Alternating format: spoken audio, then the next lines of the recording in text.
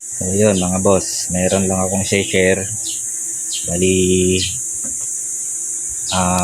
mixer, tapos crossover, tapos dalawang amplifier. So ito yung ginamit ko sa low, sa bass. Tapos ito yung sa mid high. Bali hindi ko siya dinaan ng equalizer, crossover lang ginamit para hindi mahirap mag timpla. Okay, tapos ito, so output ng mixer left and right, pupunta siya dito sa ito yun, dalawa. Input ng crossover left and right, ito. Tapos naka stereo two-way lang ang ginamit ko siya sa kanya. Tapos yan, ito output ng low, papunta siya dito sa isang channel ng integrated amplifier na pang low. Yan, low. Ito. Tapos dun sa kabila,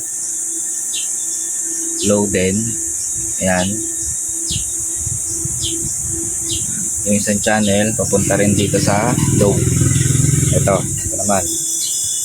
Tapos yung high, output ng high, isang channel papunta dito sa pang high natin amplifier kay Joson Mars. Ganon din dito sa kabila.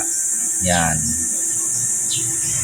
Bali hindi ko siya ginamitan ng equalizer para hindi mahirap magtimpla. Yan, yun lang yung purpose nun. Kasi dito sa crossover, kusa na siyang maghihiwalay output ng low tsaka high. Yan. Ito. Bali ito, minodify ko na lang yung mga RCA jack.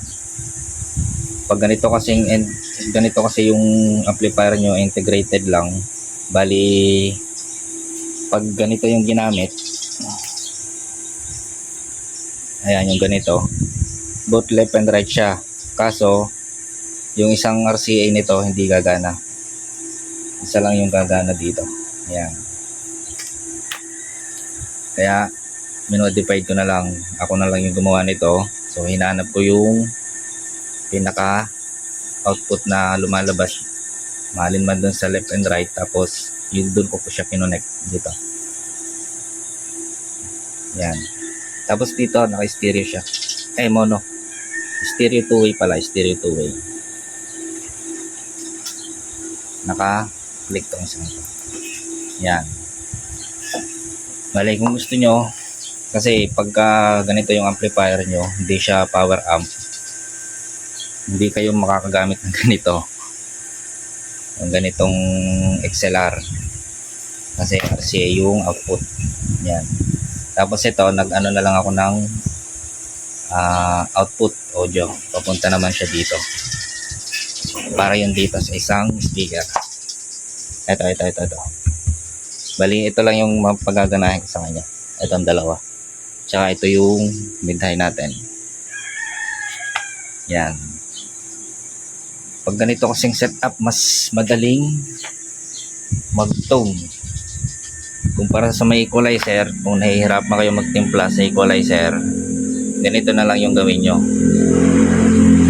Mixer papunta sa crossover, tapos maghihiwalay na siya. Ito yung pang high, Joson Mars, tapos ito yung low, Saturn. Tapos yan lang yung mga volume natin, halos gitna lang, 12 o'clock. Ayan, tapos sound check natin.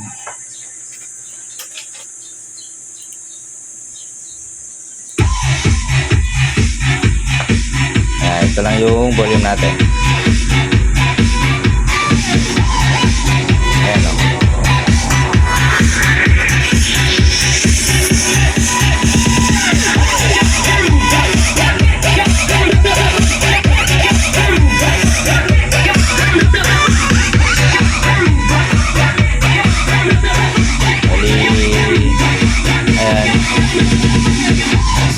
Pwede pa natin tasan.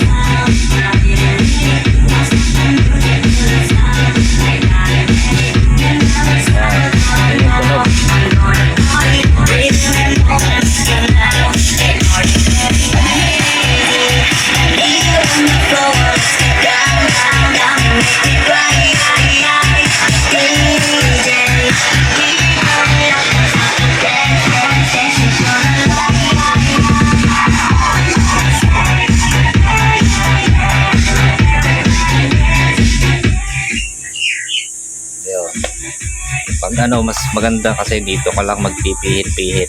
So ito yung main volume ng crossover. Tapos ito yung controller ng sub. Kung gusto nyo malambot, matigas, dito tenga-tenga na lang, tansyahin nyo na lang kung saan kayo maganda yung tunog. Tapos ito yung sa ito yung sa mid high natin, kabila din yan. Ayan, so yun lang sa mga gusto. Yun, sundan nyo lang. Output left and right papunta ng crossover, tapos crossover papunta ng low tsaka high. Mas madali, walang conflict na connection. Yun, yun lang. Maraming salamat sa panonood. Kung may katanungan, comment lang, baka sakaling matulungan.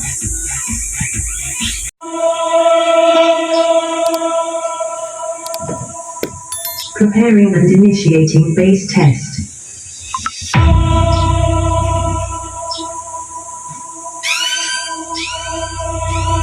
Check this out.